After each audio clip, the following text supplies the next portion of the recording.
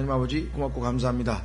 주님께 약정한 이 시간에 다시 저희는 하나님의 말씀 앞에 나왔습니다. 하나님께서 이 사도행전을 통해서 얼마만큼 치밀하고 놀랍게 하나님이 약속하신 대로 하나님의 말씀이 온 천하에 전파돼서 수없이 많은 사람들이 주님 품으로 돌아오고 또 구원의 역사가 일어나고 또 그로 인해서 참 하나님께서 얼마나 큰 영광을 얻으셨는지 공부하게 해주신 것 감사합니다. 참으로 그 놀라운 하나님의 역사에 부족한 저희들이 적극적으로 동참하고 또 참으로 하나님 앞에 쓰임받아서 하나님 뵙게 될 때 저희가 진정으로 하나님을 기쁘시게 하고 또 참 하나님 앞에 칭찬 듣는 그런 자들이 다 되기를 소망합니다.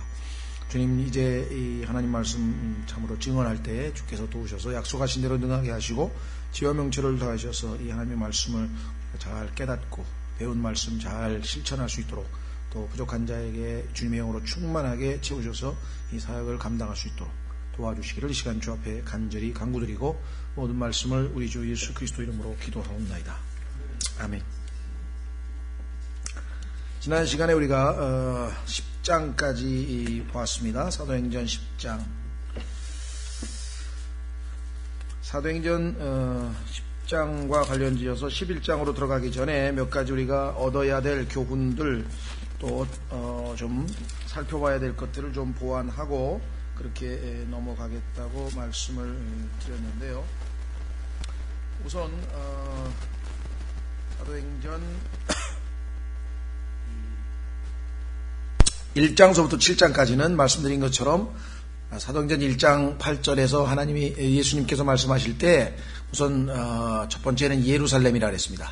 그 다음에 유대, 그 다음에 사마리아, 그 다음에 땅끝, 이 순서대로 증인이 되라고 명령하셨는데 이 유대에서의 사역이 마무리되고 스데반의 박해로 말미암아 스데반이 이제 순교하고 그 다음에 박해가 일어남으로 말미암아 복음이 유대와 사마리아로 전파되었다라고 했습니다. 그래서 그 사마리아로 전파되는 그 와중에 빌립이라고 하는 전도자를 하나님께서 사용을 하신 것을 우리가 보게 되었죠. 예, 그래서 그 빌립이 사마리아에서 복음을 전파하는 와중에 하나님께서 이디오피아 넷이라고 하는 한 인물을 구원하시기 위해서 빌립을 파송하시는 것을 우리가 살펴봤었습니다. 자, 그래서 비록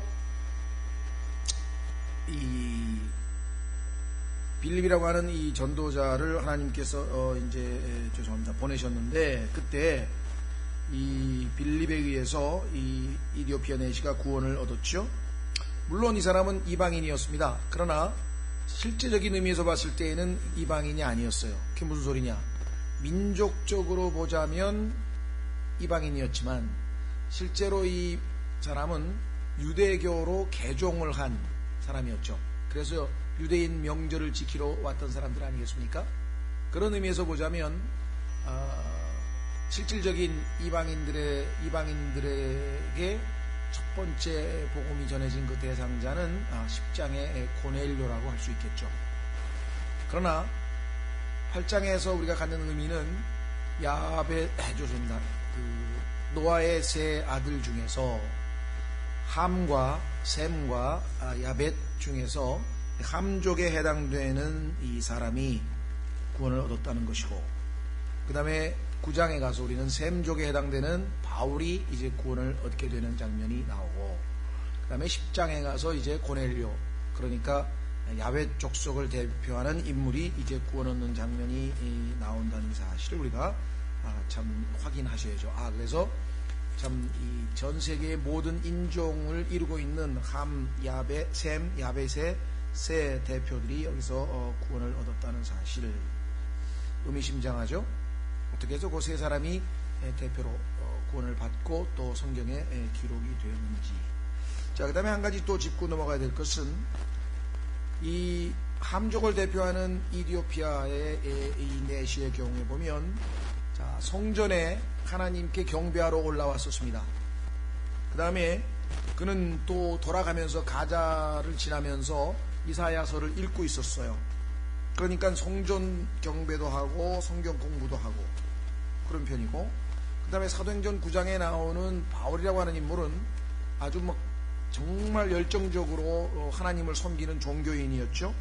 그리고 율법에 충성되게, 율법에 따르면 거짓 대언자, 하나님이 아닌, 참 하나님이 아닌 자를 믿으라고 하는, 거짓 하나님을 믿으라고 하는 자를 죽이도록 되어 있는데, 자기는 예수 그리스도가 하나님이 아닌데 사람들이 하나님이라고 믿으라고 한다고 했기 때문에 율법에 충실해서 예수 그리스도를 믿는 자들을 죽이러 다녔던 거 아니겠습니까?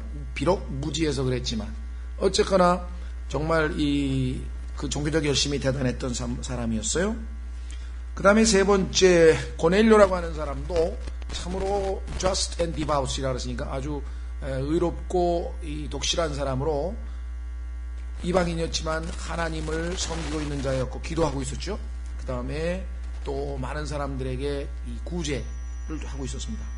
그러니까 여기 나와 있는 사람들 보면 세 사람이 다 우리가 생각하는 것처럼 죄를 많이 짓고 사는 어떤 그런 이 전형적인 죄인의 모습이 아니라 전형적인 종교인의 도덕적으로 훌륭한 사람들입니다.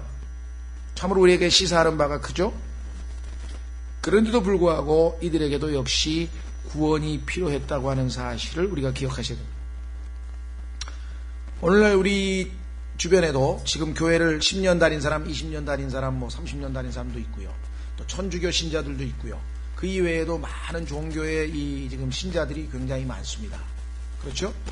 그러나 그들은 여기 나와 있는 이 이디오피아 넷이나 그다음에 바울이나 그다음에 고넬료처럼 종교인이요 도덕적인 사람이요 상대적으로 봤을 때 비교적 어떤 그 건전한 사람일 수는 있지만 예수 그리스도 없이 그분의 죄의 대속에 대한 확신 없이 구원을 받을 수 있는 길은 없다는 것을 우리에게 보여주는 거죠. 그래서 우리 그 전도지에 보면은 그 노란색 전도지에 당신은 거듭났습니까? 라고 하는 그 전도지가 바로 이 종교인들, 도덕적으로 아주 훌륭하지만 구원은 못 받은 사람들에 대한 이야기가 바로 그 얘기입니다. 그래서 오직 예수 그리스도를 통해서만 생명을 얻어야 구원이 출발이 되고 그 후에 그 예수 그리스도의 능력으로 우리가 이와 같은 삶을 살 때 그것이 하나님 앞에 받아들여지고 받아들여질 만한 것이라는 것을 우리가 기억을 해야 되겠죠. 그 다음에 또 이 세 사람의 특징을 보면 한 사람은 여러분도 아시다시피 이디오피아 내시는 지금 일종의 휴가차 나와 있었죠. 그렇죠. 그 다음에 바울은 열심히 지금 임무를 수행하고 있었죠. 일하고 있었습니다.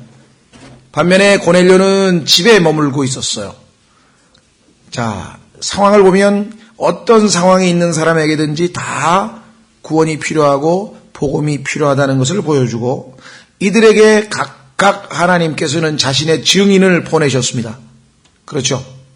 다 증인들을 보내서 복음을 전하도록 그렇게 한 것을 보게 됩니다. 이디오피아 내시에게는 빌립을 보냈고 사울은 예수님을 만났지만 그 다음에 아나니아를 보내서 그에게 이제 임무를 부여하게 되고 또 고넬료에게는 베드로를 예수님께서 보내주셨고 자, 그 다음에 재미있는 것은 우리가 참 시사하는 바는 이 세 사람의 직업을 살펴보면 이 땅에서 복음을 전하기가 가장 까다로운 사람이에요. 이디오피아 내시는 알다시피 정치인입니다. 이 정치하는 사람에게 복음 전한다는 건 쉽지 않죠. 그 다음에 사도 바울의 경우는 사울이죠. 구원받기 전에 사울의 경우는 굳이 얘기하자면 종교인 또는 신학자라고 할 수 있어요. 이런 사람들도 참 복음 전하기 까다로운 사람입니다. 그 다음에 세 번째 장교죠. 백부장은 군인. 참으로 이 세상에서 가장 어떤 면에서는 그러니까 전도자가 접근하기 쉽지 않은 그 대상들이지만 하나님께서는 이 세 사람을 뽑아서 아주 정확하게 구원을 시키셨다라고 하는 것을 우리가 한번 생각해 볼 수 있겠죠. 그 다음에 또 이 세 사람의 특징, 함과 셈과 야벳인데, 자, 이 함은 사실 이미 마음 준비가 다 돼 있었어요. 그래서 빌립이 가가지고 성경 이사야서 53장 읽고 있는데 가서 딱 풀어주니까 그냥 막 금방 흡수해서 예수 그리스도를 믿었죠. 그러니까 하나님을 알고는 싶은데 알지 못하고 있었던 전형적인 모습, 그것이 바로 이 이디오피아 내시의 모습이라고 한다면, 사울의 경우에는 자신이 하나님을 잘 믿고 있다고 착각하는 가운데 막 지금 밀어붙이고 있는 사람, 예를 들면 여호와의 증인 중에서도 막 열심히 내는 사람도 있고, 볼몬교도 열심히 내는 사람도 있고, 통일교도 열심히 내는 사람, 일종의 그런 사람을 대변하는 모습을 보이고 있죠. 반면에 우리 고넬료 같은 경우는 이제 가만히 기다리고 있습니다. 하나님께서 보내시는 사람이 보내실 그 진리의 말씀을 받기 위해서 기다리고 있는 상황. 이 모든 것들을 종합해서 볼 때 참으로 참 하나님께서는 다양한 종류, 그런데 그 다양한 종류의 모든 인종을 세 종류로 나누셔서 세 스타일의 세 명의 새로운 세 사람의 어떤 대표자로 하여금 구원을 받도록 해서 예외 없이 누구든지 예수 그리스도를 구세주로 믿으면 구원을 얻을 수 있다는 일종의 예시를 해 주신 것으로 보여집니다. 가장 중요한 것 중에 하나는 이들에게 하나님께서 복음을 전하기 위해서 사람을 보냈을 때 순종한 사람이 있었다는 것이죠. 그것이 참 우리에게는 큰 도전이 되는 거죠. 확인해 보겠습니다. 8장 26절. 8장 26절에 보시면 주의 천사가 빌립에게 말하여 이르되 일어나 남쪽으로 나아가. 일어나 가라 그랬어요. Arise and go라고 그랬는데 영어로는 일어나 가라. 그랬더니 27절에 빌립이 일어나 가더니 순종했죠. 9장 11절에 보면 아나니아도 역시 예수 그리스도께서 일어나 가라는 명령을 하시죠. 사도행전 9장 11절 주께서 그에게 이르시되 일어나 고든거리라는 거리로 가서 일어나 가라. 그랬더니 17절 주께서 그에게 아나니아가 자기 길로 가서 일어나 가라 그랬더니 갔다. 또 10장 20절 일어나 가라 그랬더니 21절 내려가 이르되 갔다 이 말이죠. 그러니까 순종하는 주님의 종을 통해서 하나님께서 구원의 역사를 이루신 그 내용이 사도행전 8장, 9장, 10장의 핵심 내용이라고 하는 것을 우리가 알 수 있죠. 그러니까 우리는 그러므로 너희는 가라 하신 사도행전 1장 8절의 주님의 명령, 너희는 가서, 그렇죠? 그래서 우리가 각자 삶의 현장으로 가서 우리가 하나님 말씀을 전한다는 것. 자, 그 다음에 이제 우리는 11장으로 와서요. 11장 1절부터 18절까지 먼저 보고 그 다음에 이방인이 이제 구원의 대상이 됐다고 하는 것, 유대인과 이방인과의 관계에 대해서 좀 살펴보려고 합니다. 왜냐하면 사도행전 10장에 나와 있는 내용을 11장 1절서부터 18절까지 다시 반복합니다. 베드로가 너 어쩌다가 이방인 집에 갔어? 하고 이제 따지는 사람들에게 하나님께서 어떻게 해서 자기를 보내셨는지 그걸 다시 한번 반복해서 쭉 하는데, 어떻게 보면 아니 성경과 같이 이 중요한 책에 한번 기록한 얘기를 또 한번 뭐하러 똑같이 기록을 했을까 싶지만, 그만큼 우리 복음의 역사, 기독교 역사에 있어서 사도행전 10장 사건은 아주 핵심적인 사건이라는 거죠. 왜냐하면 유대인들에게서 갇혀있던, 그죠? 이 진리가 유대인에게만 해당되던 하나님의 그 모든 진리가 이제 이방인들에게 전파돼서 새로운 차원의 하나님의 경륜이, 하나님의 역사가 일어나고 있다는 것을 우리가 알게 되기 때문에 사도행전 11장에 가면은 10장의 사건을 다시 한번 반복합니다. 한번 쭉 우리가 읽고 18절까지 읽고 한번 다시 확인해 보겠습니다. 자, 제 11장 유대에 있던 사도들과 형제들이 이방인들도 하나님의 말씀을 받았다는 것을 들었더니 베드로가 이방인 고넬료의 집에 가서 복음을 전해서 많은 사람이 구원받았다는 소식이 드디어 들어갔습니다. 예루살렘에 있는 사도들과 형제들에게. 그래서 베드로가 예루살렘에 올라갔을 때 이제 임무를 마치고 돌아왔더니 할례자들에 속한 자들이 그와 다투며, 자, 교회 안에 파벌이 생기는데 첫 번째 파벌은 뭐냐? 유대인들 파벌. 다시 말해서 율법을 알고 있었던, 즉 할례자들이라고 하는 파벌이 비할례자들에 대해서 자기들의 기득권을 주장하는 그런 지금 파벌이 생겨나죠. 3절 이르되 네가 할례받지 아니한 사람들에게로 들어가 그들과 함께 먹었도다 하거늘.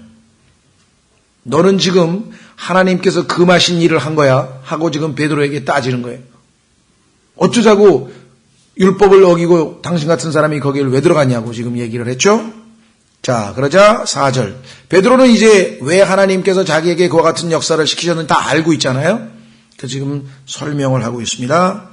4절. 베드로가 그들에게 이 일을 처음부터 되풀이해서 말하고 차근차근 풀어 설명하여 이르되 내가 요빠시에서 기도하다가 무의식 상태에서 환상을 보니 마치 내 귀퉁이를 맨 큰 보자기 같은 그릇 하나가 내려오고 그것이 하늘로부터 내려와 내게 이르더라. 내가 그것에 주목하고 깊이 생각하며 땅에 있는 4발 가진 짐승들과 들 짐승들과 기는 것들과 공중에 날 짐승들을 보니라. 보니까 레위기에 나와 있는 짐승들이 쫙 들어있는데 거기에는 깨끗한 짐승뿐 아니라 깨끗이 못한 하나님이 먹지 말라고 한 짐승들도 잔뜩 들어있었습니다. 7절. 또 내가 들으니 한 음성이 있어 내게 이르시되 베드로야 일어나 잡아먹으라 하거늘 내가 이르되 주여 그리할 수 없나이다. 어느 때라도 속되거나 부정한 것이 내 입에 들어간 적이 없었나이다 하니라.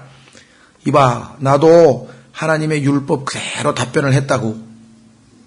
내가 뭐 율법을 어기려고 한 게 아니라 이 말이죠. 9절. 그러나 하늘로부터 다시 음성이 있어 내게 응답하시되 하나님께서 깨끗하게 하신 것을 네가 속되다 하지 말라 하더라. 이 일이 3번 있은 뒤에 모든 것이 다시 하늘로 끌려 올라가니라.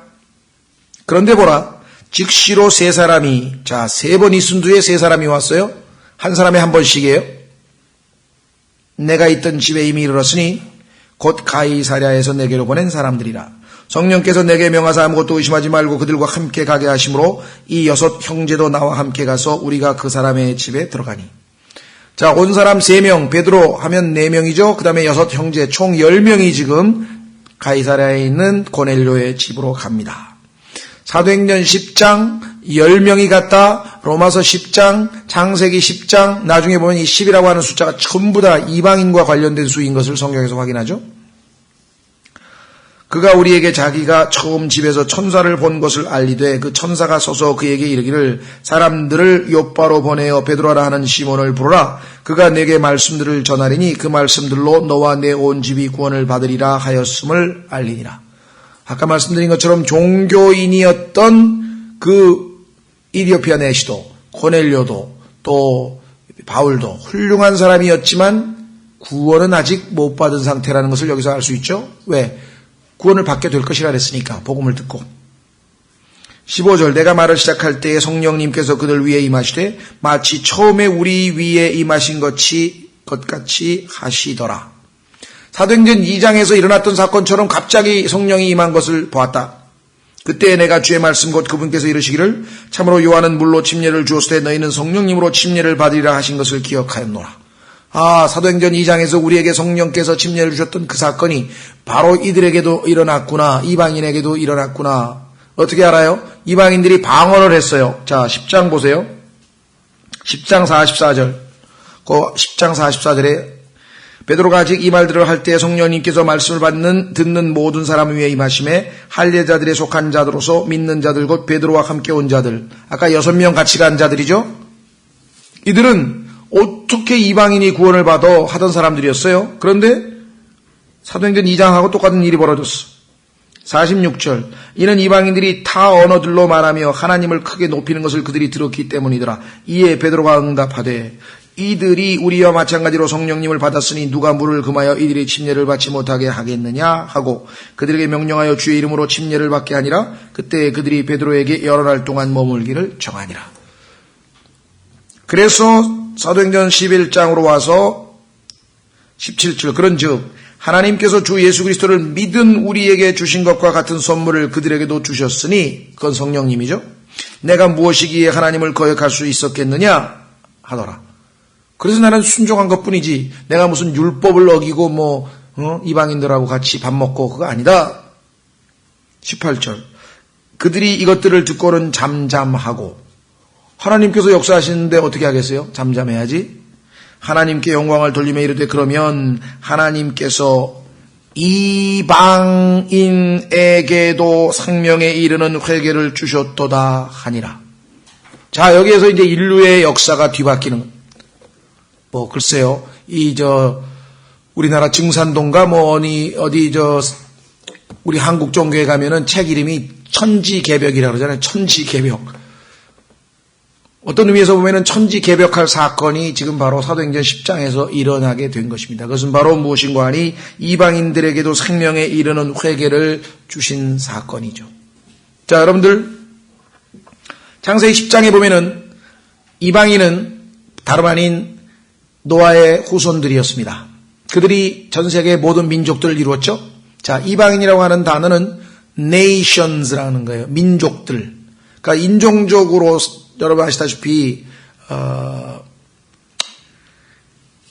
바벨탑 사건으로 인해서 서로 의사소통이 안 돼가지고 흩어져가지고 다 민족끼리 말 통하는 사람들끼리 따로따로 모였죠. 그렇죠? 예. 그래서 그 민족들이 여럿 있습니다. 말 통하는 사람들끼리 모이는 민족들. 자, 그 다음에 그 민족들이라고 하는 그 개념을 나중에는 뭐로 발전하냐면 그 민족들이라고 하는 것과 반대되는 말 중에 하나는 뭐냐면은 유대인이란 말이에요. 그 다음에 하나님께서 왜 유대인이라고 하냐면 유대인들은 민족들의 하나로 치지 않고 따로 민족들 중에 하나로 하나님이 간주하지 않겠다고 선언을 하셨기 때문에 그래요. 그러니까 이 세상은 수없이 많은 민족들이 있는데 그 중에 그 민족들에 들어가지 않은 한 민족은 아니라 그래서 하나님이 한 어떤 백성이 있어요. 그래서 그것을 하나님은 거룩한 민족이라 그래요. Holy Nation. Nations가 있고 Holy Nation이 있어요. 확인해 보겠습니다. 자, 민수기 23장으로 가면 민수기 23장 9절 민수기 23장 9절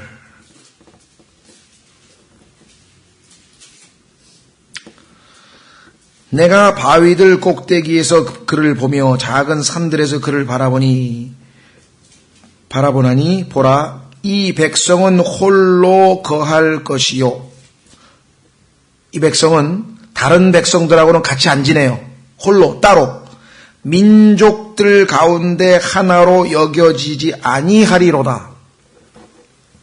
민족들 가운데 하나로 여겨지지 아니한다. 왜 그러냐? 신명기 7장으로 갑니다. 신명기 7장 6절. 신명기 7장 6절. 너는 주 내 하나님께 거룩한 백성이니라.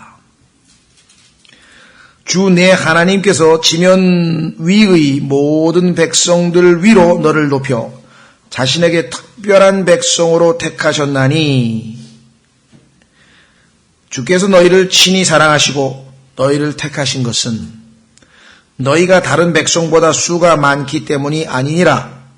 너희는 모든 백성들 중에서 수가 가장 적으니라. 그러니까 하나님께서는 이 땅에서 제일 보잘것없는 백성 하나를 들어서 하나님의 백성으로 삼으셔서 하나님이 함께 하시면 그 보잘것없는 한 백성이 수없이 많은 모든 백성들보다도 훨씬 더 뛰어난 백성이 된다는 것을 보여주는 거죠. 그래서 모든 백성들로 하여금 그 하나님을 믿어야만 산다고 하는 길을 보여주시는 것이에요. 이게 하나님의 방법이에요. 자, 그런데 이 택함받은 백성의 첫 출발지는 여러분도 아시다시피 어디였습니까? 창세기 12장 3절 보겠습니다. 창세기 12장 3절.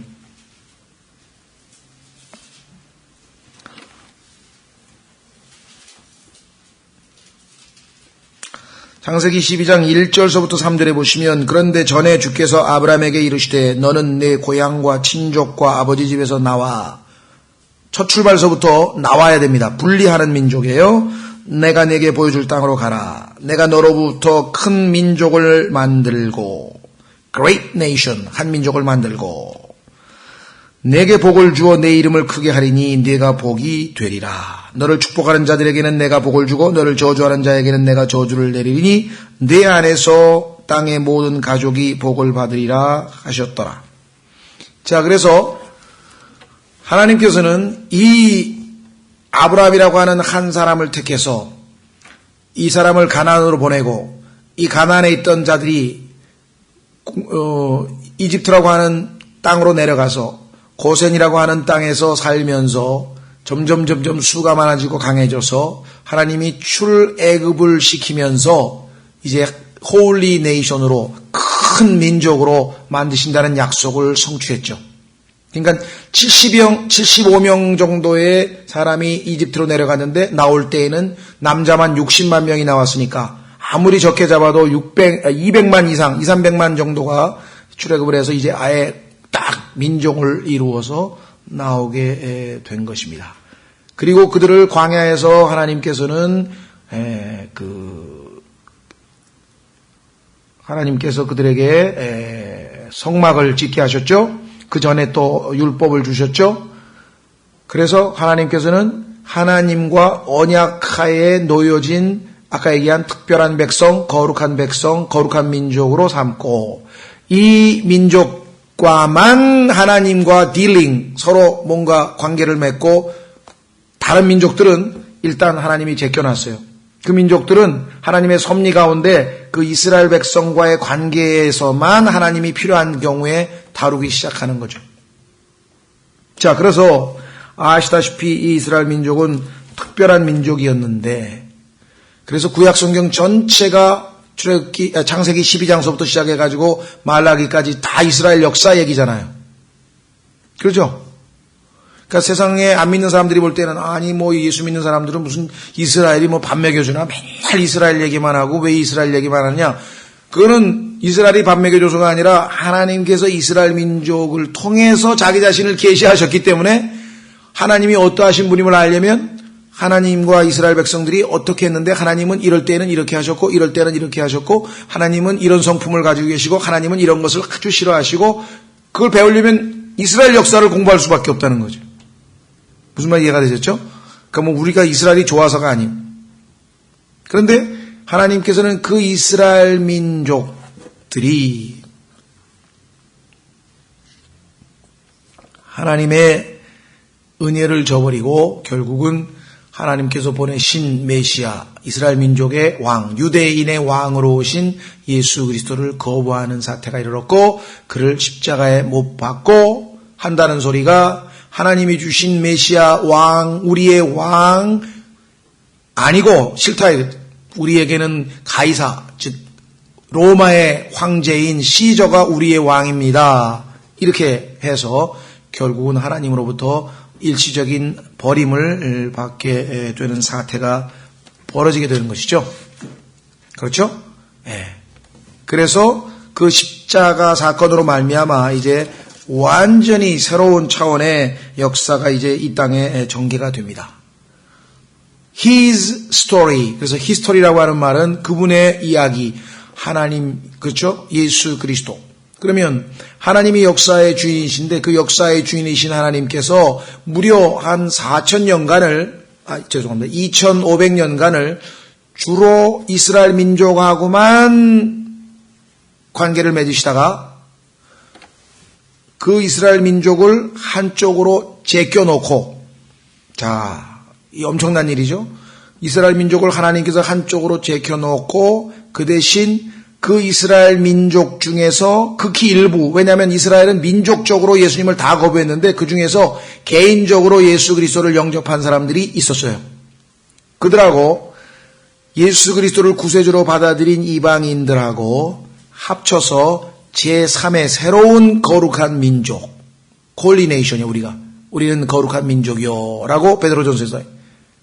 그래서 하나님께 거룩한 새로운 민족을 하나 만들어내셨는데 그것이 바로 거룩한 민족 교회. 그렇죠? 자, 한번 확인해 보겠습니다. 그래서 과거에는 유대인이냐 이방인이냐 둘 중에 하나밖에 없어요. 하나님 보시기에. 그래서 유대인이든 이방인이든 둘 중에 하나야. 그렇죠? 그런데 지금 새로운 시대가 전개가 돼서 하나가 더 생겼어. 확인해 보겠습니다. 고린도전서 12장. 자, 이 고린도전서 10장.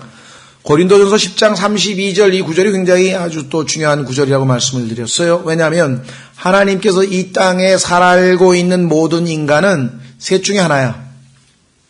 하나님께서는 이 땅에 살고 있는 모든 인간은 넓게는 둘 중에 하나야. 그건 뭐냐면 하나님의 자녀냐 마귀의 자식이냐 둘 중에 하나야. 하나님의 자녀냐 마귀의 자식이냐. 그리스도 안에 있느냐 아담 안에 있느냐 둘 중에 하나야. 그렇죠? 무슨 말 이해가 되셨죠? 아담의 세대에 속하느냐 예수 그리스도의 세대에 속하느냐. 그런데 그 아담 안에 속해 있는 자들도 유대인이냐 이방인이냐에 대해서 하나님께서 좀 다르게 대하셔요. 방법이 달라요. 무슨 말이 되셨죠? 그래서 세 가지라고 얘기하는 거예요. 둘인데 그 둘 중에서 아담 안에 속한 자들을 하나님이 둘로 나누어서 하나는 유대인, 하나는 이방인. 자, 확인하겠습니다. 고린도전서 11장 32절. 고린도전서 10장 32절. 유대인들에게나 이방인들에게나 하나님의 교회에게나 어떤 실적거리도 주지 말되. 이 세상에 살고 있는 모든 인간은 유대인이든 이방인이든 아니면 유대인과 이방인하고는 상관없이, 왜냐하면 하나님의 교회 안에 들어오면 이제 유대인인지 이방인인지는 아무 상관이 없기 때문에 그건 이제 과거는 없어져 버리는 거예요. 새로운 피조물이 되어버리면. 무슨 말이 되셨죠? 자, 그래서 성경을 읽을 때에는 대상이 누군가, 하나님께서 이것을 말씀하셨는데 이 말씀이 유대인에게 하신 건가? 이 말씀이 이방인에게 하신 건가? 아니면 구원받은 하나님의 교회에게 하신 건가? 아니면 전체에게 하신 건가? 아니면 유대인과 이방인 아담 안에 있는 자들에게 하신 건가? 무슨 말이 되셨어요? 이 대상을 구분하지 않은 채로 어떤 성경 구절을 하나 날름 붙들어 가지고선 모든 사람에게 다 적용했다가는 아주 엄청난 파장이 일어나는. 마태복음 24장 13절에 끝까지 견디는 자는 구원을 받으리라. 그러면 이미 구원받고 하늘나라에 가기로 다 이미 정해진 우리에게는 해당이 안 되거늘 그리스도인인데도 그 구절을 붙들면서 가만히 있어봐, 이게 끝까지 견디면 구원받는다 그랬는데 그럼 나는 구원받았는데 그럼 구원 못 받은 거네. 아유, 그러면 어떻게 견디지? 이렇게 되어버리는 거예요. 그런데 보니까 그 대상은 대환란을 맞이한 유대인들에게 짐승의 표를 받지 아니하고 그 다음에 짐승의 형사에게 절하지 아니하고 끝까지 견딜 때에 예수 그리스도의 재림하실 때 그들을 육체를 죽음으로부터 구원하시겠다는 하나님의 약속이지, 혼을 지옥에 보내지 아니하는 혼의 구원도 아니고 더더군다나 구원받은 예수 그리스도를 믿은 하나님의 자녀에게 하신 말씀도 아니고, 그러니까 하나님께서 왜 올바로 나누어서 진리의 말씀을 공부해야 하는지 강조하신 이유가 그거예요. 유대인에게 하신 말씀인지 이방인에게 하신 말씀인지 아니면 두 개 합쳐서 그냥 죄인들에게 하신 말씀인지 하나님의 교회에게 하신 말씀인지 아니면 모든 사람 인간에게 다 하신 말씀인지 그 해당되는 것을 구분치 아니하고 성경을 읽었다가는 낭패를 당하게 된다는 것이죠. 뿐만 아니라 하나님께서 지금 교회 시대에 살고 있는 사람들에게 하신 것인지, 교회가 휴거된 뒤에 대환란 시대에 하신 말씀인지, 환란이 끝나고 예수님이 통치하시는 천년 왕국 시대의 사람에게 하시던 것인지, 그게 구분되지 않은 채로 뒤섞어버리면 이제 또 엉망진창이 되어버립니다. 그렇죠. 여러분들 이 정리정돈 잘하는 사람은 뭐 딱딱 잘 구분해가지고 자기가 찾을 거 다 찾죠? 혼동이 안 생겨, 혼동이. 근데 정리정돈 안 하고 분류를 잘 안 하고 막 뒤섞어 놓으면은 나중에 뭐가 뭔지 찾을 수가 어렵잖아요.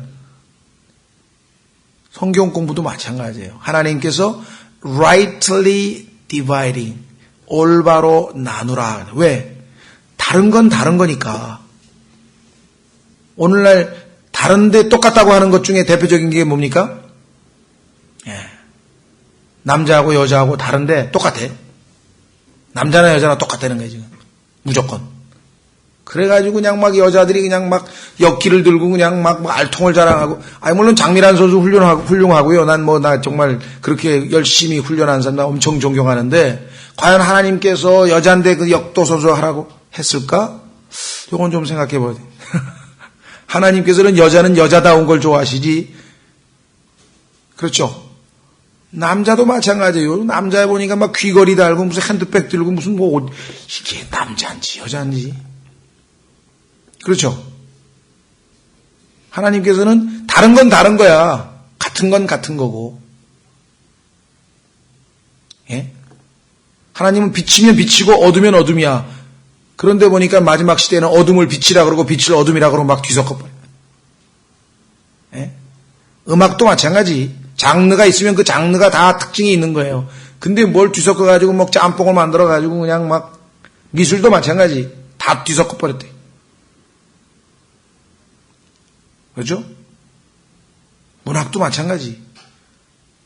하나님께서 구분해 놓은 것은 올바로 구분해야 돼. 그래서 구분할 줄 아는 능력, 선과 악을 구분할 수 있는 능력, 그게 도덕적인 능력이잖아요.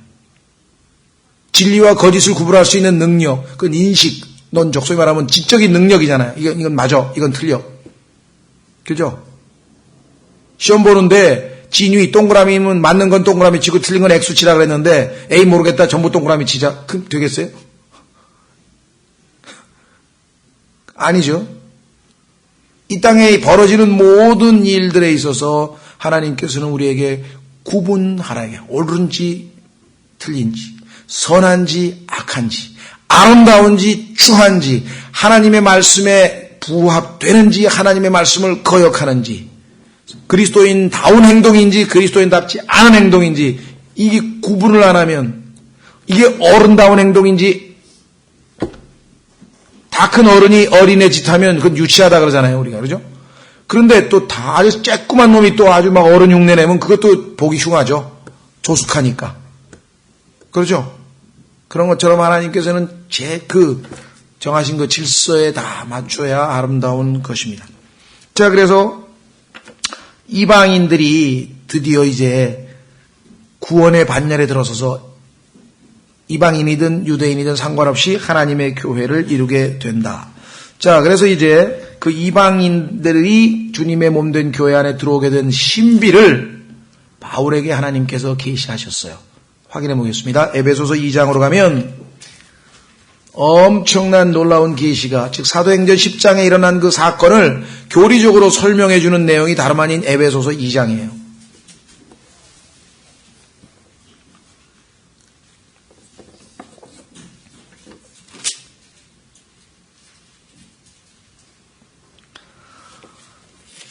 자, 2장 11절에 보면은요, 1절서부터 10절까지는 에베소에 살고 있던 사람들, 에베소 성도들이죠. 에베소 교회 사람들에게 너희가 과거에는 이렇게 죄인이었는데 이렇게 해서 은혜로 구원받았지 하고 설명을 했어요. 구원의 복음을 설명을 하고, 그러면서 하시는 말씀이 11절. 그러므로 기억하라.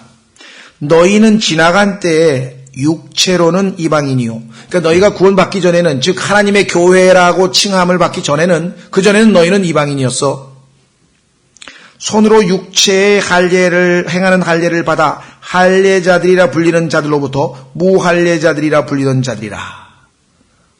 자, 유대인들은 하나님께서 하나님의 백성이라고 하는 표적을 하나 주셨는데 그 표적이 뭐냐면 할례야. 몸에다가 할례를 통해서 하나님의 백성이라는 표적을 하나 늘 갖추고 다녔어요. 안식일도 물론 표적이고요. 여러 가지 표적이 있는데, 그러니까 그 하나님의 백성을 자처하는 할례자들로부터 너희는 하나님 백성이 아닌 자들이다 이거야. 그래서 무할례자들이라고 불리던 자들 아니었냐 과거에. 12절 그때 너희는 그리스도 밖에 있었고, 그 다음에 그 이스라엘 연방 국가 밖에 있던 외인들이며 약속의 언약들에서 분리된 낯선 자요, 세상에서 소망도 없고 하나님 밖에, 하나님 안이 아니고 하나님 밖에 있던 자들이더니 13절 이제는 한때 멀리 떨어져 있던 너희가 그리스도 예수님 안에서 봐요. 금방 바뀌었잖아요. 12절에 그리스도 밖에 있었던 자들이 예수 그리스도를 믿고, 자, 성령께서 예수 그리스도를 믿은 사람을 어떻게 했습니까? 그리스도 안으로, 몸 안으로 집어넣은 성령 침례의 설명 고린도전서 12장 13절에 있다고 말씀드렸죠. 자, 그래서 이제 안에 들어왔어요. 그리스도 예수님 안에서 그리스도의 피로 가까워졌느니라. 하나님과 멀리 떨어져 있던 자들이 피로 말미암아 가까이, 그래서 하나님 앞에 언제든지 나올 수 있어. 14절 그분은 우리의 화평이시니라. 우리 유대인과 이방인 너희들 사이에 얼마나 엄청난 적대감이 있었습니까? 여러분들 유대인과 이방인의 그 사이의 적대감 잘 아시죠? 그래서 예수님 당시에도 유대인들은 이방인들을 아예 상대를 안 하려고 그랬대요. 그래서 예수님께서 그 이방 여인 수로페니키아 여인이 자기 아들 고쳐달라고 왔을 때, 아니 어떻게 자식의 음식을 개에게 주느냐, 개. 그러니까 예수님도 유대인이기 때문에 성경적으로 이방인들을 개라고 불렀어요. 그랬더니 이 여인이 그냥 맞습니다. 그렇지만 개도 주인 상에서 떨어지는 부스라기라도 뭐 얻어먹고 사는 거 아닙니까? 그래가지고 자기가 개라는 것을 인정했대, 하나님 앞에. 그래서 그 믿음을 보시고 예수님께서 정말 앞으로 이방인에게도 기회가 열린다는 뭔가 암시하는 사건이 한번 터졌잖아요. 여기 나왔잖아요. 화평. 적대감이 아니라 화평. 그분께서 둘을 하나로 만드사, 여기 둘은 당연히 유대인과 이방인이죠. 우리 사이에 중간 벽을 허무시고, 정말 마음의 벽이 딱 닫혀가지고 유대인 이방인은 아예 상종도 안 해요. 지나가다가 그냥 얼굴을 휙 돌리고 쳐다도 안 보고 가던 그런데 벽을 허무시고, 15절 원수되게 하는 것 곧 규례들에 수록된 명령들의 율법을, 자, 원수되게 하는 것은요, 하나님께서 이방인들과는 혼인하지 말라 그랬고, 이방인은 참 하나님을 섬기지 아니하는 이교도고, 그렇죠? 우상들을 숭배하는 자들이니까 그들과 상관하지 말라 그랬고, 분리하라 그랬고, 하나님께서 그렇게 이방인과 유대인을 다 갈라놨잖아요. 그런데 이번에는 자기 육체로 십자가에서 죽으심으로 말미암아 그 율법을 없앴다. 목적이 뭐냐? 이것은 이 둘을 자기 안에서 하나의 새 사람으로 만들어. 자, 이 하나의 새 사람이 누구냐? 하나님의 교회라 이 말이에요. 예수 그리스도가 머리가 되시고 모든 구원받은 믿는 사람이 몸을 이루고 있는 하나의 새 사람, 그것이 바로 교회다. 하나의 새 사람으로 만들어 이렇게 화평을 이루게 하시고, 16절 또 십자가로 그 원수되게 하는 것을 죽이사 친히 십자가로 이 둘을 한 몸으로, 여기 나왔죠? 그러니까 한 세 사람 한 몸 다 교회에 관한 언급입니다. 하나님과 화해하게 하려 하심이라. 17절 또 그분께서 오셔서 멀리 떨어져 있던 너희에게 이방인, 또 가까이 있던 그들에게 유대인 화평을 선포하셨느니라. 그분을 통하여 우리 둘이, 이방인과 유대인 우리 둘이 한 성령을 힘입어 하나님 아버지께로 나아감을 얻나니, 그러므로 이제 너희는 더 이상 낯선 자도 아니요 외국인도 아니요 오직 성도들과 더불어.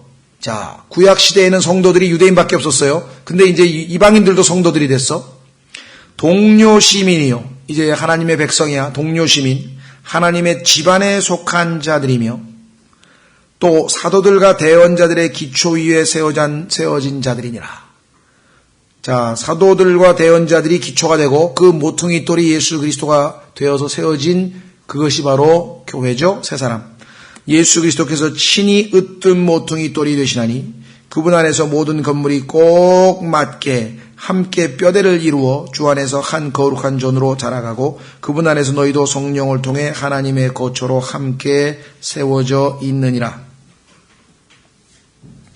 그렇죠? 3장 6절 이 신비는 곧 복음으로 말미암아 이방인들이 그리스도 안에서 동료 상속자가 되고 같은 몸에 속하게 되며 그분의 약속에 참여하는 자가 된다는 것이라. 그러니까 이방인들이 유대인과 한 몸을 이루어서 예수 그리스도의 몸을 구성하게 된다는 이 엄청난 진리의 위대한 하나님의 역사의 첫 걸음이 뭐냐? 바로 고넬료의 집에서 일어났던 고넬료와 그 집안의 사람들의 구원 사건이었다. 그렇기 때문에 사도행전 10장에서 하나님께서 이미 한번 다 언급한 내용들을 11장에서 똑같이 다시 한번 강조를 하게 되는 겁니다. 그렇죠? 한번 그대로 반복을 했어요. 자, 그래서 우리는 이제 유대인들이 지니고 있었던 모든 그 율법을 폐기됐죠? 그래서 베드로가 10장에서 하늘에서 내려오는 그 보자기를 딱 봤는데 그 하늘에서 내려온 보자기에는 뭐가 있었습니까? 온갖 짐승들이 있었는데 깨끗한 짐승 유대인들, 더러운 짐승 이방인들, 그게 다 한 보자기 안에 있어요. 그런데 그 보자기는 어디서 내려왔어요? 하늘로부터 시작된 새로운 역사. 그래서 그 보자기는 교회를 예표하고 있고 더러운 짐승은 이방인이요 깨끗한 짐승은 유대인이고 하나가 됐죠. 나중에 그것이 어디로 올라갔어요? 다시 하늘로 올라갔죠. 환상 중에 다 같이 예수 그리스도의 몸된 교회가 휴거돼서 주님 부활해서 다 하나가 되죠. 그렇죠. 그러니까 그 보자기 사건 하나가 얼마나 상징적이며 역사적이며 역사의 틀을 바꾸는 것이며 인류의 역사에 있어서 가장 중요한 것인가를 기억해 보시라. 그래서 지금 사도행전 10장에서 일어난 사건을 그대로 또 사도행전 11장에서 한 번 더 반복해서 이제 이야기를 리피트 다시 한번 반복을 쭉 하게 되는 거죠. 생각해 보세요. 보자기가 어떻게 되어 있습니까? 동서남북으로 되어 있죠. 복음은 동서남북 전 세계로 다 흩어져 갔죠. 그죠? 모든 정황으로 봤을 때 드디어 이제 복음이 동서남북 전 세계로 땅끝까지 전파될 시점에 왔구나. 그래서 그 전파될 시점에 하나님께서 뭐로? 선포하는 하나님이 이제 복음을 땅끝까지 전파하는 그 기지, 다시 말하면 뭐랄까요? 요새, 하여간 우리가 전쟁을 할 때 무슨 기지라 그러죠? 네. 그러니까 복음 전파의 핵심 기지로 하나님께서 새롭게 세워놓은 그 도시가 바로 뭐냐? 교회가 뭐냐? 바로 안디옥 교회라. 그래서 지금 11장에 보니까 안디옥 교회에 대한 언급이 드디어 시작이 되는 거예요. 하나님은 치밀한 계획하에 그의 뜻을 지금 한 걸음 한 걸음 성취해 가고 있는 것을 우리가 분명하게 볼 수 있죠. 그렇죠? 자, 그래서 우리는 이제 11장 19절로 갑니다.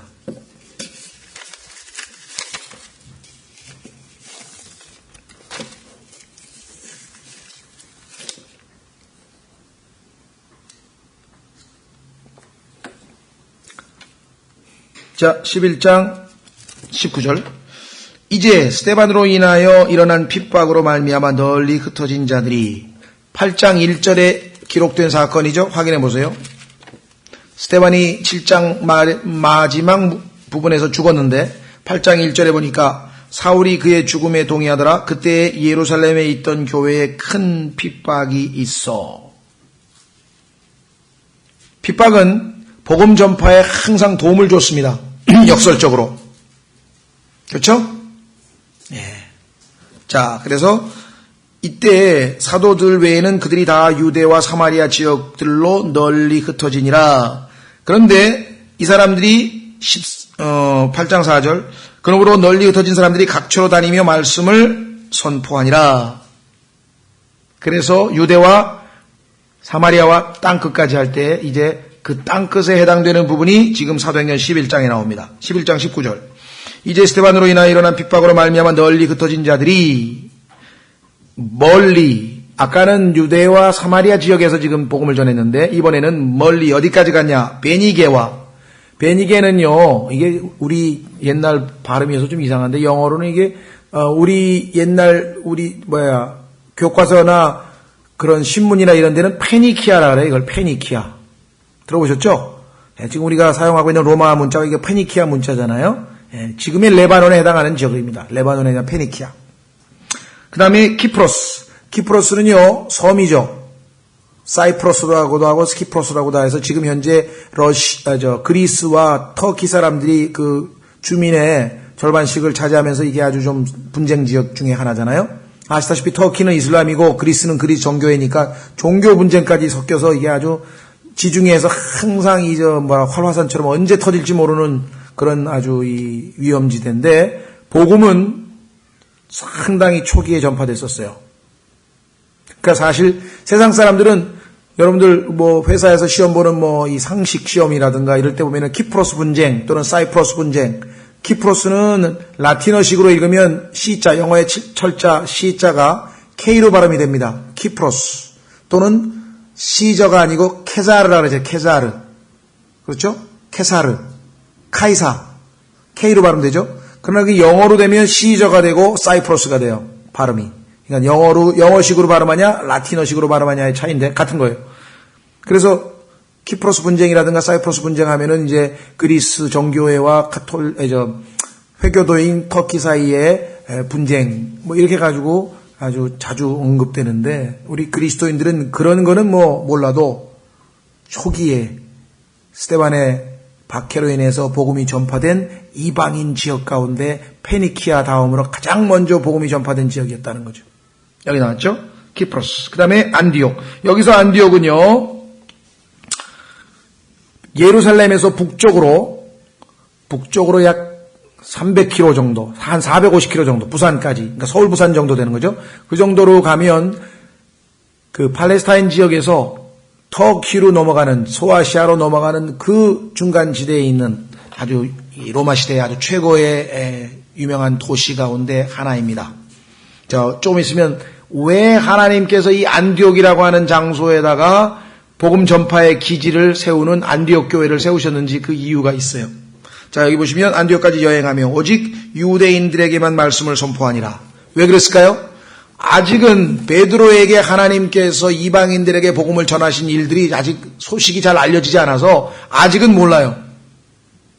이 사람들은 지금 아직은 이 새로운 하나님의 경륜, 새로운 하나님의 계획에 대해서 잘 모르죠. 그게 우선 유대인들에게만 전하는 거예요. 20절. 그들 가운데 키프로스와 구레네 출신의 몇 사람이 안디옥에 이르러 자, 그리스 말하는 사람들에게 말하여 주 예수님을 선포하며. 자, 그리스 말하는 사람 중에는 두 종류가 있다 그랬습니다. 유대인인데 우리도 그렇죠. 한국 사람 중에 미국 가서 살면서 영어만 쓰고 사는 사람 있죠. 그렇죠? 네, 그런 것처럼 유대인들 중에서도 이미 이 그리스 말만 사용하는 유대인이 있고 그 다음에 여러 그 당시에 그리스가 문화의 중심지였기 때문에 비록 로마 제국이었지만 라틴어 대신에 그리스를 사용하는 사람이 있죠. 우리나라도 보면은 중국에 가면은 중국말 대신에 조선족은 또 조선어 사용하는 사람이 있잖아요. 그렇죠? 그런 것처럼. 그러니까 이방인들도 섞여 있을 거란 말이죠. 따라서 드디어 이제 이방인들에게도 한 걸음씩 복음이 전파되는 과정입니다. 21절 주의 손이 그들과 함께 하므로. 자, 주 예수님을 선포할 때에는 항상 주의 손이 함께 하시죠. 많은 수의 사람들이 믿고, 자, 믿으면 그 다음에 그 사람들은 당연히 주께로 돌아오더라. 많은 사람들이 믿고 주께로 돌아오더라. 이제 폭발적으로 복음이 전파되기 시작하는데, 왜 이렇게 이 지역에서 복음이 전파되고 폭발적으로 일어났는가? 안디옥 교회를 세우시기 위해서 그랬어요, 하나님께서. 자, 안디옥이라고 하는 도시는 당시에 아주 유럽의, 이 로마 제국에 있어서 상당히 큰 중심 도시인데, 거기는 아데미, 다시 말하면 여신을 섬기는, 그 다음에 아폴로라고 하는 이 우상숭배의 핵심 도시예요. 근데 하나님께서는 바로 그 자리에다가 하나님의 교회의 핵심 전진 기지를 세워 놓으시는 거예요. 놀랍죠? 예. 오히려 적진 깊숙한 곳에 침투하셔서 거기다 하나님께서 복음의 전진 기지를 세워 놓으셨다. 22절. 그때 이 일에 관한 소식이 예루살렘에 있던 교회의 귀에 들어가매. 야, 지금 복음이 폭발적으로 증거되고 있다. 그들이 바나바를 보내며 그가 멀리 안디옥까지 가게 하니라. 그래서 그들을 격려하기도 하고, 그렇죠? 한번 확인도 하고 하나님의 역사를 한번 이렇게 보기 위해서 갔어요.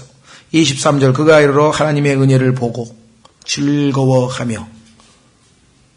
자, 바나바는 성경에 지금 사도행전 4장에 한번 나왔죠? 예. 그 다음에 또 어디 한번 나왔습니까? 8장에 한번 나왔나요? 그 다음에 또 어디 한번 나왔죠? 요번에 세 번째. 그러니까 지금 성경에서 지금 바나바가 세 번째 등장하네요. 자, 그런데 바나바는 참 하나님께서 아주 이 바울과 더불어 초창기에 동역자로 귀히 쓰신 인물입니다. 레위 지파 출신인데요. 아주 위로의 사람이라는 이름을 갖고 있었던 사람이었죠. 그래서 이 23절. 그가 이르러 하나님의 은혜를 보고 즐거워하며 그들 모두에게 권면하여 그들이 마음에 작정을 하고 주께 붙어 있으라고 하니라. 가서 예루살렘에 있는 모 교회에서 보내지도 않았는데 누구 맘대로 복음을 들었냐든가, 아니면 너희 혹시 엉터리로 구원받은 거 아니냐라든가, 이렇게 해서 시비를 걸거나 무슨 한 게 아니라, 그렇죠? 예, 아주 기쁜 마음으로 가가지고 하나님의 은혜를 보고 즐거워하며 그들 모두에게 이제 먼저 믿은 영적인 선배로서 성장한 사람으로서 권면해서 그들이 마음에 작정을 하고 주께 붙어 있으라 하니라. 23절까지 하고 쉬겠습니다. 24절까지. 바나바는 선한 사람이요. 바나바에 대해서는 성경에서 항상 긍정적인 칭찬 얘기만 나와요. 예를 들면은 4장에 보면은요, 바나바는 위로의 아들인데 그가 땅이 있으므로 땅을 팔아서 돈을 가져다가 사도들의 발 앞에 뒀다. 그래서 헌금한 얘기 나오죠? 예. 그 다음에 또 바나바가 어디에 나오나요? 기억나세요? 바나바가 한번 중간에 어디에 나오나?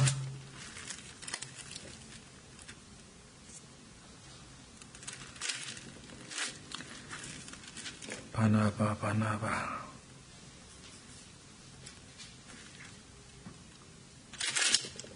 예, 사도행전 9장에 보면은 27절에 바나바가 나서서 사람들이 바울을 안 믿으니까, 바울은 사울 그 사람은 우리 다 잡아가지고 감옥에 가두려고 했던 사람인데 어떻게 갑자기 그 사람이 예수 믿는 사람이 됐느냐 하고 사람이 의심들 하니까 바나바가 가서 그가 어떻게 예수님을 만났는지 다 설명하면서 또 얼마나 열심히 복음을 전했는지까지 대변인 역할을 했던 내용이 지금 9장 27절에 보면 또 나오죠. 그렇죠? 참 아주 결정적인 순간에 아주 이 역할을 하는 인물로 등장하는데, 이번에는 또 선한 사람이라고 나오네요. 그렇죠? 우리 11장 24절에 바나바는 선한 사람이요 성령님과 믿음이 충만한 사람이더라. 그래서 많은 사람들이 주께 더해지더라. 구원받고 주님의 몸된 지체들이 된 것이죠. 예. 그래서 이제 안티옥이라고 하는 곳에 튼튼하게 이제 교회가 세워지는 과정을 좀 설명하고 있습니다. 좀 쉬었다가 이제 안티옥 교회와 그다음에 이제 12장에서 베드로의 모든 임무가 끝나고 이제 베드로는 역사의 무대에서 사라지고 바울이 등장하게 되는 그 배경. 그래서 이제 13장 다음 주부터 본격적인 이방인 선교에 대한 장으로 사도행전을 하겠습니다. 좀 쉬었다가 우리 11장 25절서부터 계속하겠습니다.